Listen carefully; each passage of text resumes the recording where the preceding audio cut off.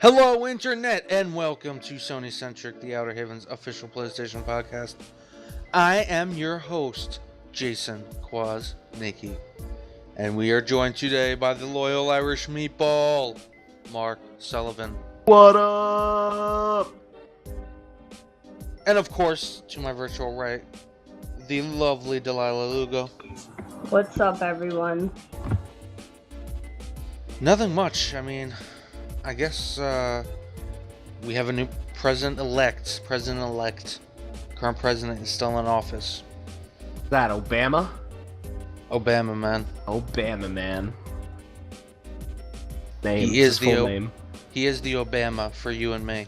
Dons the mask and goes out at night as Obama man. Stops the crime.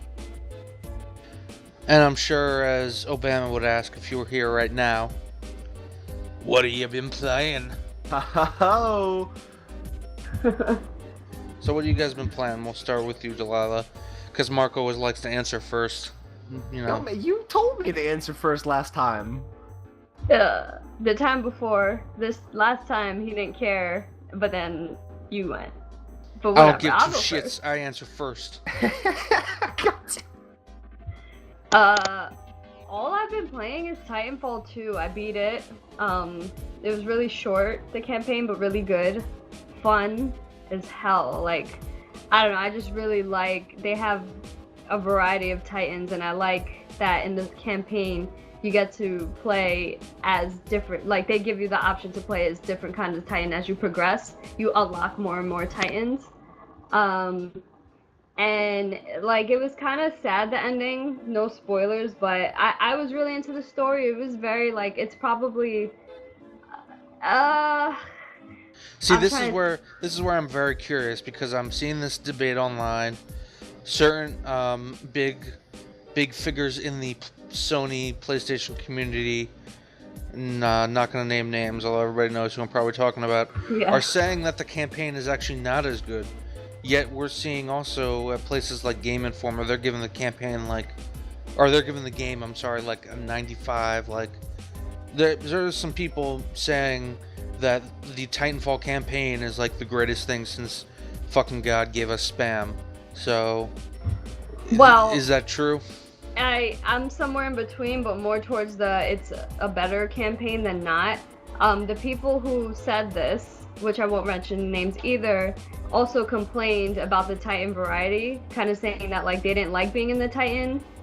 They just liked being the pilot on the ground with a gun, which to me is like, okay, so you want to play Call of Duty. And as somebody that, like, I'm kind of like bored with the whole typical military shooter thing, this is the game for me, and I like getting in a Titan and fucking shit up with my Titans. And like 6 different variety of Titans. One has like a sword, another one has like a machine gun, you know, some of them have shields, some of them have like fire powers. It's very intricate, and I mean, you know, if you don't like that variety, I don't know, maybe it's just too much of a kit to really grasp, but if you don't like that variety, then I can see why you wouldn't like the game. But if you like variety and you like to get to know different like kits and ways of playing one campaign, you will like it. And in terms of the story, it's not like a story that's like, wow, this is super moving and like Last of Us, the status story. It's safe. It's a safe story. It's good. I was into it. I was immersed. I teared a little bit, but I'm also like a little like emotional bitch sometimes. But it was a good You heard story, it here first. and it had a good ending, and it was safe. It wasn't like anything different, but it was also good, if that makes sense. You mean to tell me that it wasn't Neon Titanfall Evangelion? No, the Evangelion is a little too eccentric for me to apply it to this. That would be, because that would be my fucking game right there. Oh my god. My takeaway from this mini review: 2 quotes of the day. Up top in the headlines, you got Trump wins in presidential upset. Second one, Delaila Lugo, I can be a little bitch sometimes. Mark, what have you been playing? I've been playing a Resident Evil remake. Nice. Been trying to, you know, steadily get through that. It has been frustrating the hell out of me. but I still really enjoy it. I did freak the fuck out though. I was playing last night, and I got to I don't know how familiar you guys are with the original Resident Evil, and this isn't really that much of a spoiler. It's also a really old game. I got to the residence, and I walk into a room, and as soon as I walk into the room, right above me is a giant fucking spider. And I'm a severe arachnophobe, so I left that room, paused the game, and went for a little bit of a walk, because I was freaking the fuck out. Wow, so apparently I'm not the only little bitch here, huh? Oh my god. Damn. I guess I walked right into that, didn't I? You have such like bad arachnophobia that you can't even see it in the game. Oh my god, dude. I don't know what it was. I freaked out. I don't think it's ever happened in another game. But Wow. this was like a giant like tarantula. It was like big and fat and plump and hairy, and it just freaked me out. What happened? Totally freaked me out. What happened when you were like a little kid and you were watching Harry Potter 2 and the fucking spider comes out because they have to meet him? I don't really think that I don't Because really they all think Hagrid's spider killed the girl. So I don't know if my arachnophobia was really that bad back then, but also I feel like one of the main reason I freaked the fuck out this time was that I wasn't expecting it. Like in Harry Potter, we knew we were gonna see a big giant spider, and even then it was really dark and you couldn't really see the spider as well. This was, I walk into a room expecting nothing, I see a massive fucking spider, bright as daylight right above me, and I just freaked out. Wow. Oh my god, it just freaked me out, man. But So, otherwise, I love that game. That game is fantastic. Of course. Quick question: do like spider like bitches freak you out too? Like Diablo 3 boss, that spider character. No, I don't know, man. It's like selective. It's mostly like you gotta remember, like it's mostly real spiders. Okay. It's like mostly real spider. Like one night I was laying in my bed and I looked at my wall, and right next to my face there was a spider, and I legitimately freaked out because there was a real spider right next to my face. Gotcha. Like it's bad. Speaking of spider bitches, I went to re-download Diablo 3 on my PlayStation, which was a waste because I never actually played it. Yeah. I'm still playing like way too much Overwatch for my own good. Really, like if I get a chance to game, like I'll try to level up 1 or 2 levels in Overwatch with the loot boxes. Still trying to get, a few key costumes. I don't know, I'm falling way down the rabbit hole with that game. It's too much. And I'm playing on console, man. It's not even like the main platform, if you will. But oh, I mean, like, whatever, though. I'm just killing time. Whatever. I'm just killing time until Final Fantasy 15. Yeah. Oh my God. Later this month. It's getting closer and closer, man. But speaking of Diablo 3, yeah, Overwatch, why did you download Diablo, man? I mean, I'm getting there, Mark. You're ruining my fucking segue. I'm trying to add shut, this segue. Shut your mouth, Mark, okay? God damn. Hostility. Mad hostility, okay? Don't This is fuck America with my now. don't fuck with my segue. All because of this fucking election, man. The reason I downloaded Diablo 3, and the reason I'm talking about Overwatch, or maybe I'm so obsessed with Overwatch. Dude, we're We've always got talking some about Overwatch. Yeah, we're always talking about it. We got some updates as a result of Blizzcon, which kind of sucked in my opinion. I don't know about you guys. Savage, man. I'll speak to that a little later when we talk about everything that we need to talk about from that event. Yeah, so I guess we'll start with Diablo 3 and the news we got there, and then move over to Overwatch. With Diablo 3, I guess the big news is that they're still treating Diablo 3 like an active game, even though it's a game that's pretty much... I mean, yes, it does have its community, and it does have competitive seasonal plays still on the PC. But I guess the big surprise is that they're still, coming out with some content for it, as opposed to what we all thought, or thought may be happening, which was we would get, at the very least, an expansion, if not just a brand new game. So the big thing they announced there was that the concept art that leaked was indeed concept art for a class coming to Diablo 3 as part of a class pack, price to be determined. The Necromancer, specifically modeled after, it looks like the one from Diablo 2.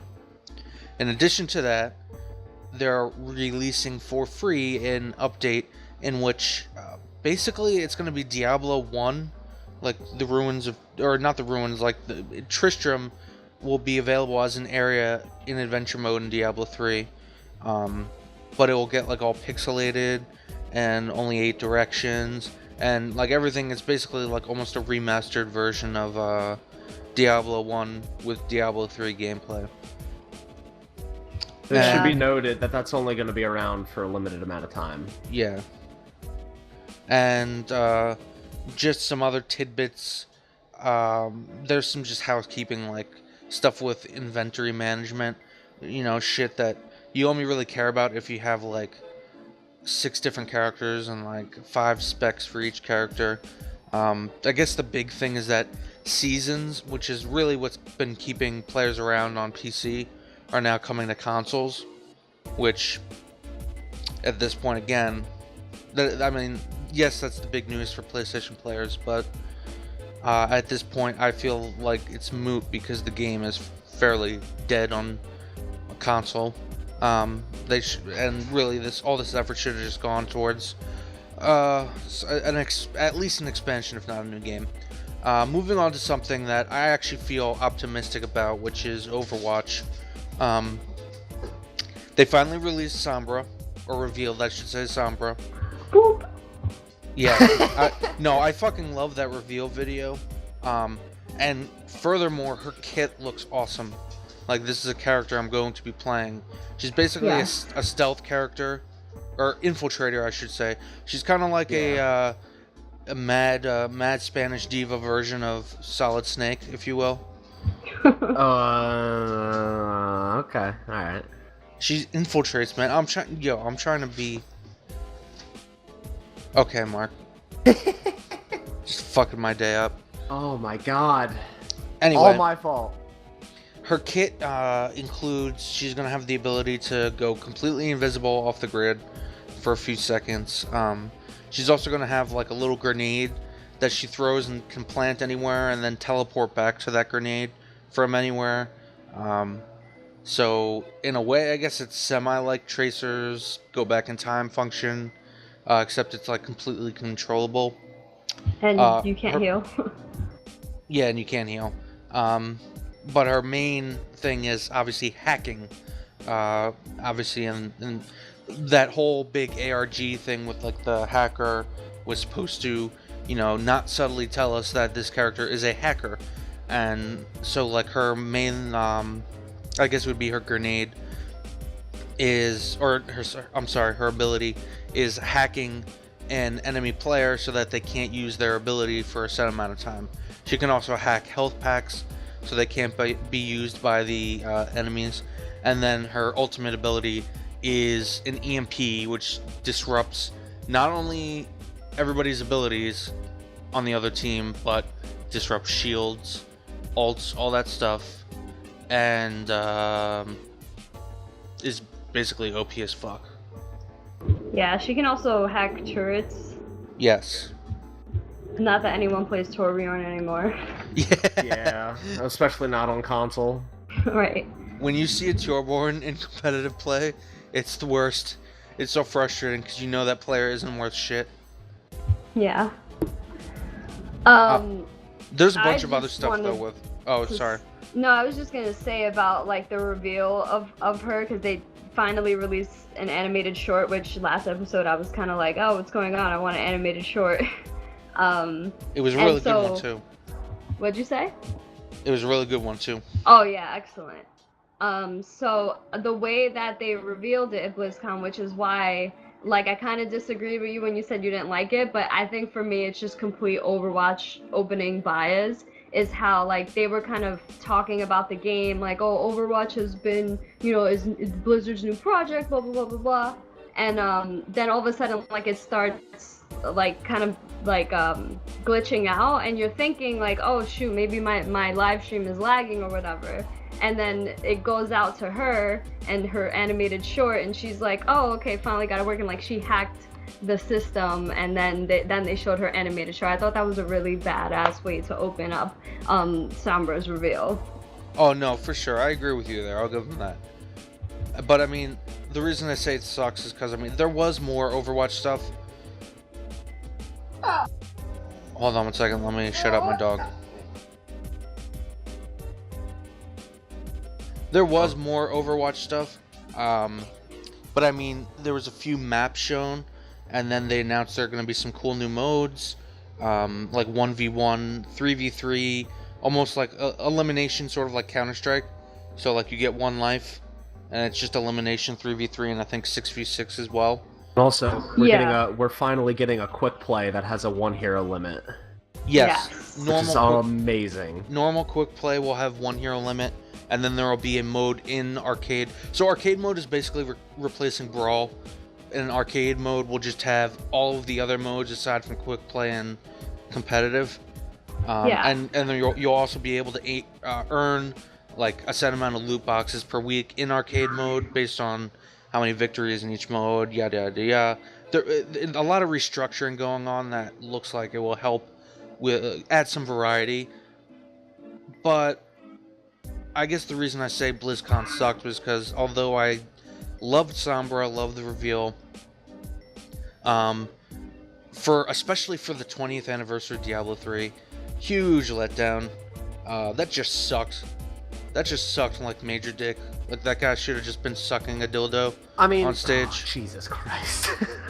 And in terms of Overwatch, like I was really hoping there would be some sort of surprise, like, hey, like tease this additional character coming. Because I mean, Sombra is awesome, but we've also been teased Sombra, like they've been rubbing that shit in our face for like to an annoying degree. Like that was so frustrating to fucking deal with. To the point where like I wasn't really that excited when Sombra got announced. I just said finally, because it was the whole ARG was just it was being delivered so poorly. They even said on stage, like, yeah, we're not that good at it. Well, like, okay, if you're not that good at it, don't fucking do it. Like, well, I guess they realized that they're not that good at it as they were doing it, but at least it's over. Sombra's revealed. We don't have to fucking deal with all the cock teases anymore. As far as like Diablo goes, I kind of agree with you. This is kind of exciting to me because I never really played through the entirety of the original Diablo, and I may just re-download Diablo 3 or get it on PS4 just so I can experience it, in a completely fresh engine with completely fresh gameplay, or more fresh than it used to be. But yeah, it would have been nice for more. It would have been nice for more for both Overwatch and Diablo, especially given with Diablo, this is a major year. Yeah, it's the 20th anniversary for that series, and that's a series that you and I hold really, really dear to our hearts, especially with Diablo 2. And you know, not that I don't like the Necromancer, but we already have the Witch Doctor, and they're gonna play pretty much the same way. Yeah, why wouldn't you get a hero like I don't know, like the Amazon, or someone, I don't know. Like, yeah, the Amazon was a blast to play. Or the Druid, like something different than what we already have. Right. I have sort of, one thing to say about the Diablo is seeing, like, this is one of the few developers that will keep a game's lifespan going for a really long time. And I can really appreciate that because I feel like nowadays a lot of games are sort of just recycling themselves, releasing expansions that are sort of like, maybe not lackluster, but that don't really last that long. And they're giving like a lot of this stuff for free. So I feel like people that are like mostly play Diablo 3 still, which like you said on consoles not many, like I feel like it'll just like rekindle the like you downloaded it again, you know, like I'm sure other people that are really into the series are gonna download it again. I think for me, like I can appreciate them giving this stuff for free for the anniversary versus like just making like a whole new thing, even though like it would have been ample time for them to make a new game or a new expansion or something like that, because it has been a while. It doesn't even need to be I out. don't think I could complain about something that's free, you know. No, I don't need the new game or expansion right now. Just like an announcement that it's in the works, you know. Right. Which then brings me to like my faith in how supported Overwatch will be in the long run. Like I love Overwatch so much, I think we all do, and to be able to know that they're gonna keep this game alive for a very long time, and that my $60 is gonna go way far is really sorry about that noise. It's really like reassuring for me. So, and I did want to sort of like provide the intricate details of the Overwatch, because there is something else that they included. Like you can get a really badass Genji skin if you play 15 games of Hero of Storm in co-op versus AI quick match. And basically you just go in there with a friend, you play 15 games, you don't even have to win. It starts November 15th, it ends January 4th, and then you could get a really cool Genji skin, a spray, and a Genji portrait. And you get, for playing arcade games, instead of doing the Brawl, you'll get 3 loot boxes just for, per week. And there's Mystery Duel, which is like 1v1, best of 5 with random hero selection. And it's on a new map called Eagle Point Antarctica, which is basically May's home base, and it's like really small, and which is why it's a 1v1 map. And then there's elimination, like you mentioned, is 3v3, best of 5, Brawl, heroes die forever, single hero limit. Mystery Heroes, which is basically normal quick play, but except with random heroes, like you don't get to pick your hero. And then there's no limits, which is basically like if you're those people that really like to pick 6 Genjis or 6 Winstons, this is for you. I don't know who would want to do that, but okay. I'm sure someone's out there. And then there's like the regular Brawl modes that's included in the arcade mode, but it's an option that versus before where it was just the mode.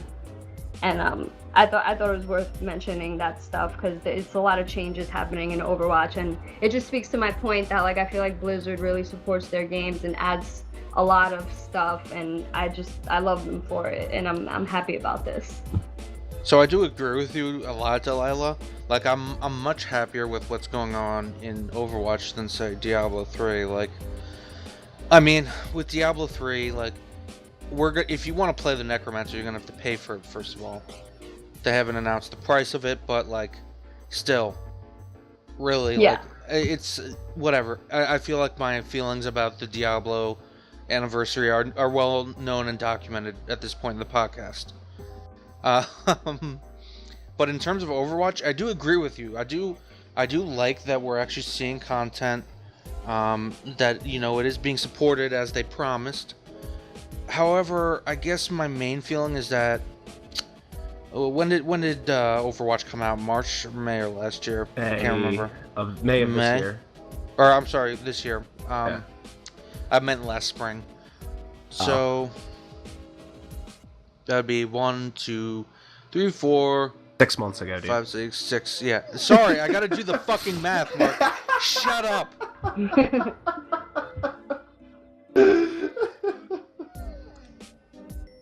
I don't know. So I guess actually thinking about it, because what I was gonna say was like I felt like we would have had like at least like, you know, 1 or 2 maps in addition to a character, maybe 2 characters. But I mean, like, I guess 1 character, we got 1 map.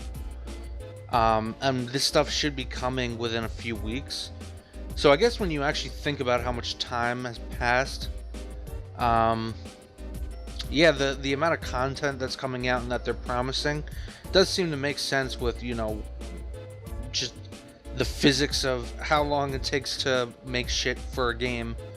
At the same time, though, like we were talking about last week, Delaila, the game has just started to feel, the meta of the game has just kind of started to feel stale, just because of it's boiled down to a few characters.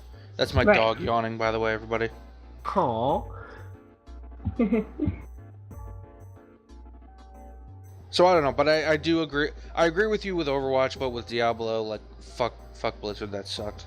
I feel that. It definitely could have been better, but...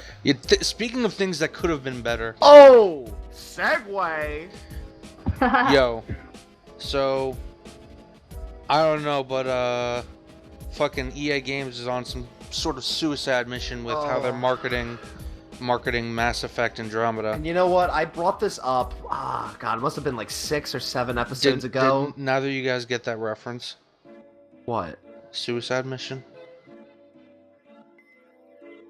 Because there's a suicide mission at the end of the Mass Effect, every Mass Effect, and there's like a track on the soundtrack called Suicide Mission. Never mind, fuck you. Hey, so the audience knows, because Jason already knows this, Delaila and I haven't played Mass Effect.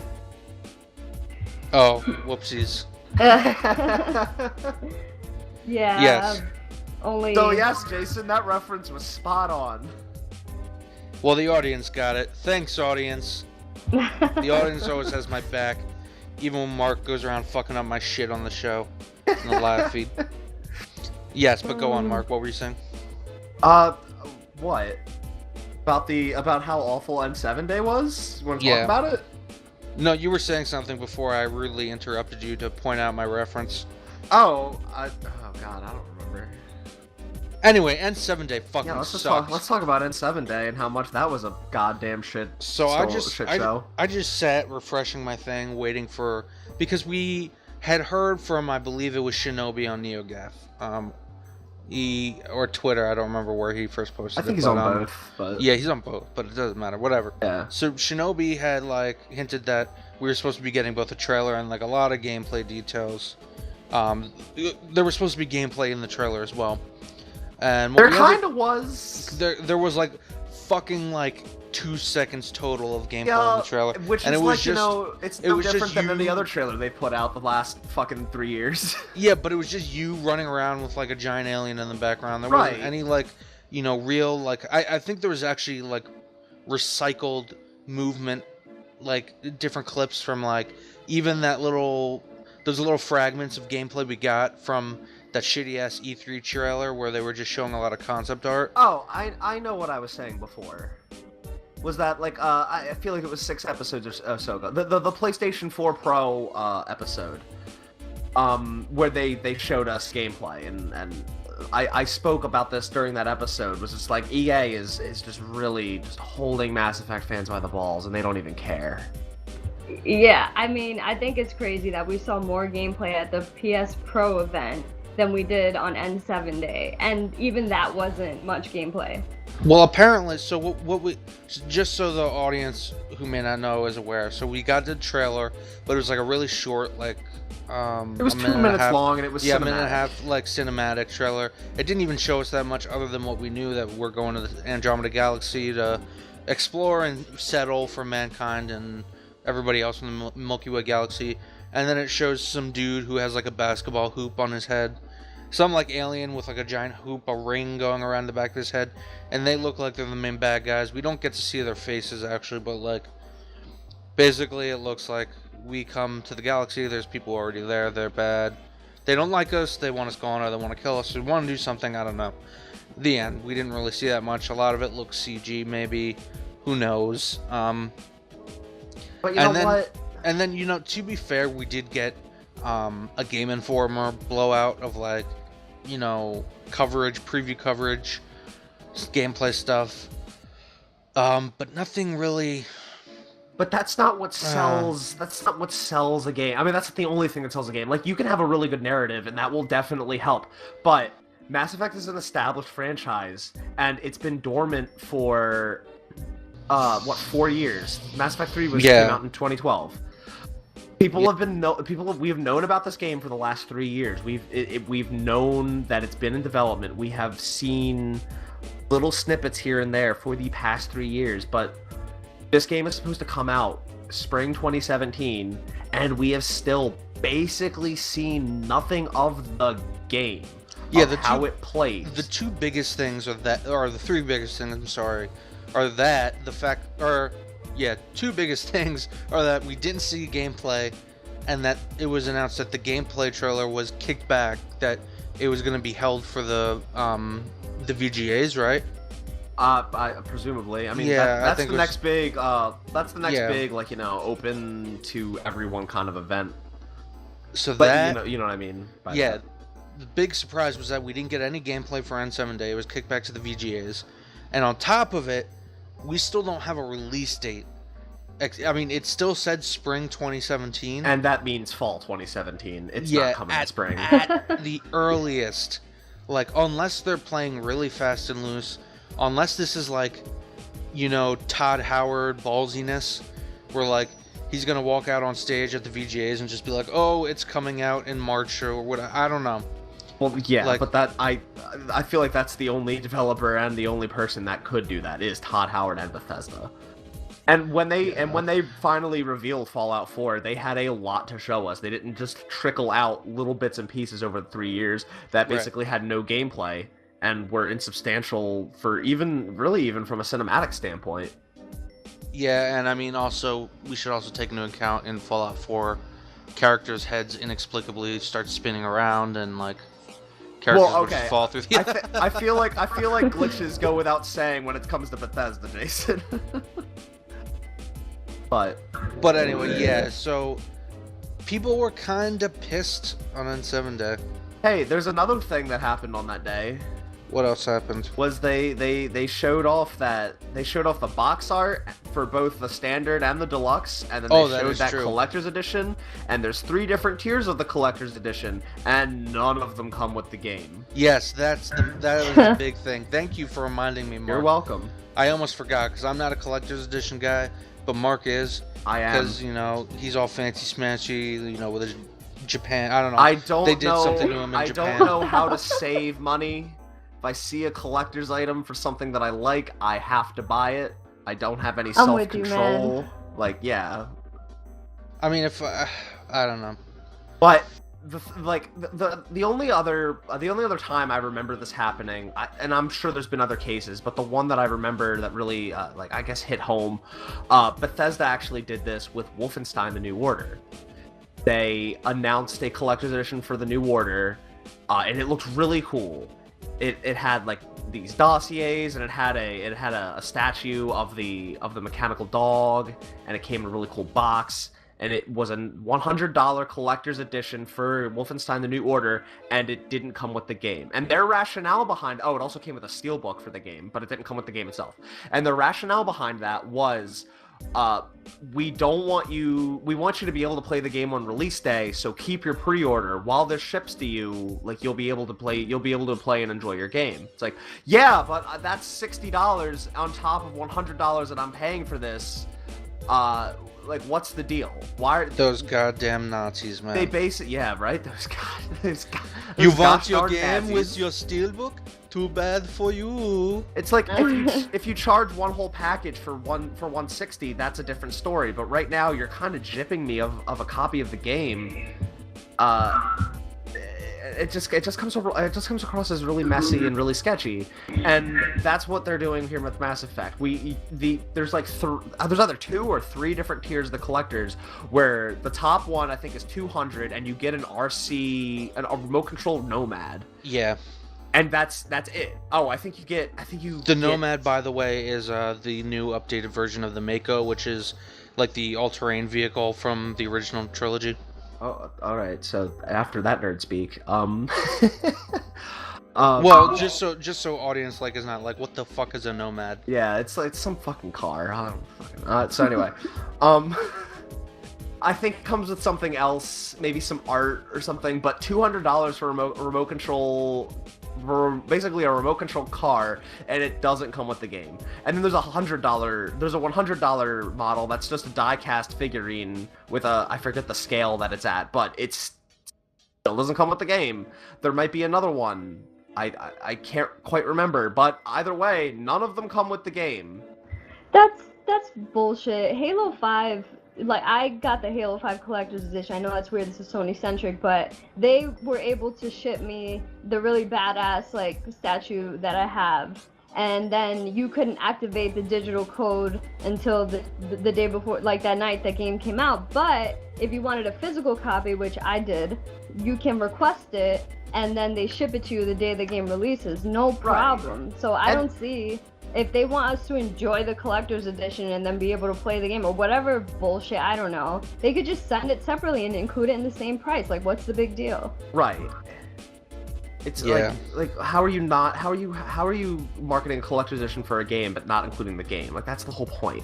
And also, like, just to double back on Halo 5, yeah, this is a Sony PlayStation podcast, but I feel like other like even people, well, even multi-platforms or even Sony themselves would be doing this. Don't include, if I'm getting collector's edition, don't include a digital code for the game. I'm buying something physical. Clearly, I want a physical copy. Yeah, I don't really get that either. Wow, Mark, you can't always get what you want. Ooh, but if you try sometimes, you might find you get what you need. All right, Mick Jagger.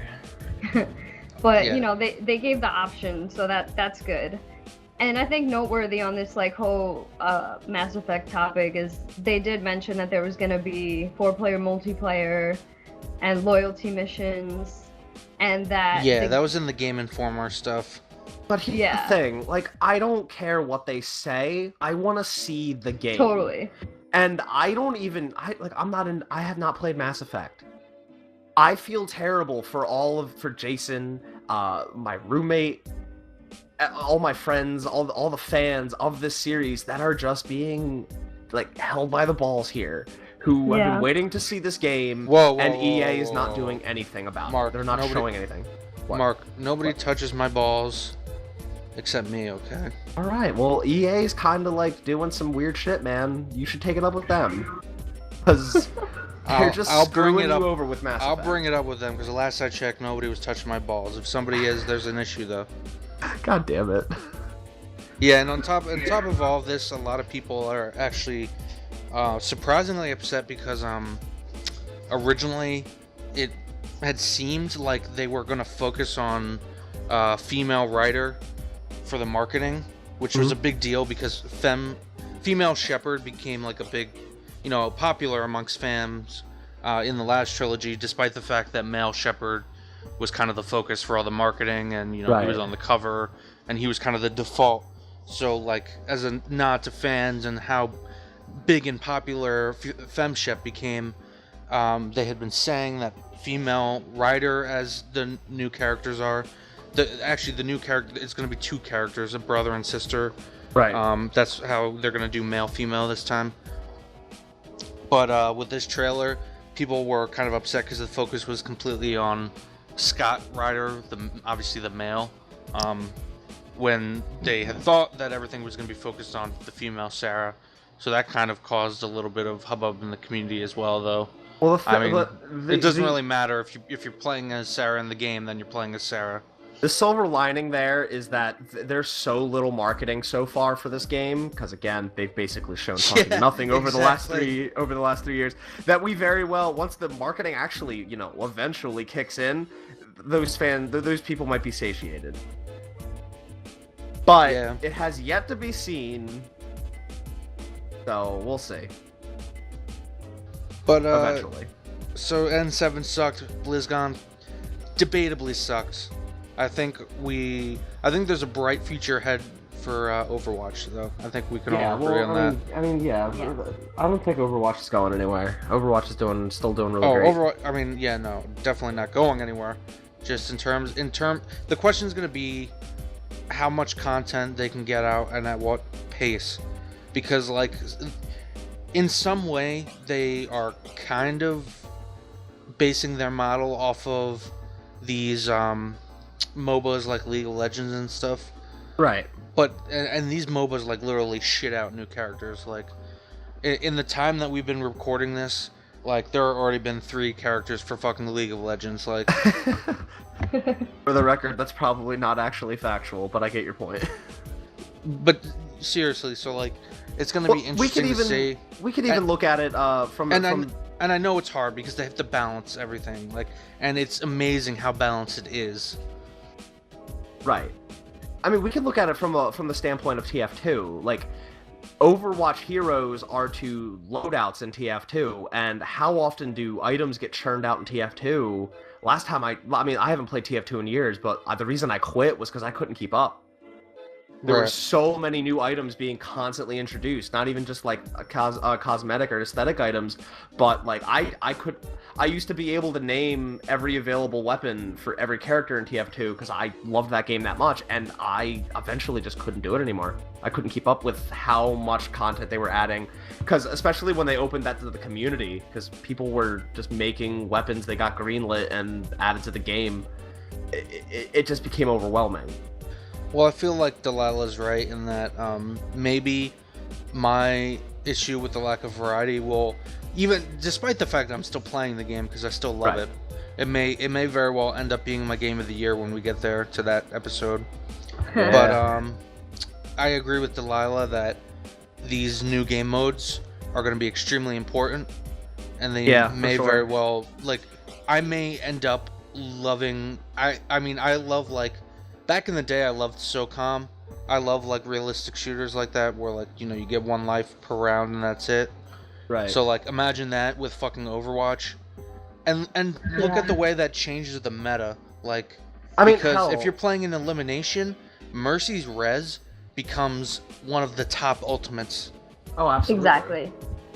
But even like, even just throwing a new hero in there, that completely throws off the meta. That throws off like everything. Like it throws off team comp because there's going to be a new character that players and teams are going to be implementing into their team loadout, so to speak. It's as long as they keep doing this, and they need, now that Sombra's coming, now that she's revealed and she's coming to PTR, and then she'll be coming out for everyone, they need to get on teasing a new character and revealing a new character's stat. They need to keep this game fresh if they want it to keep thriving. Definitely agreed. Yep. How did you feel about N7 Day? Did you feel like you got blue balls, even if you don't have balls? Let us know in the comments, folks. Maybe you already have blue balls because you're one of those weird aliens in Mass Effect. Yeah, true. Okay. They never, just because they got to keep it, you know, the ratings, so they can't show us if they have balls or not. Yeah, let's stop this. If we did a good job, please like this video, subscribe. We really need those dank opinions, folks, so we know where to go next. If you thought we talked about testicles far too much this episode, well, that's too bad. We're going to keep talking about testicles, apparently. Once again, this is SonyCentric, the Outerhaven's official PlayStation podcast. You can head over there to theouterhaven.net, check out all our written content, or you can go to youtube.com/user/theouterhavennet, and you can check out the rest of our video content. Once again, my name is Jason Kwasnicki. I am your host. I was joined by Mark Sullivan and Delaila Lugo. Peace out, Internet. Later. Peace.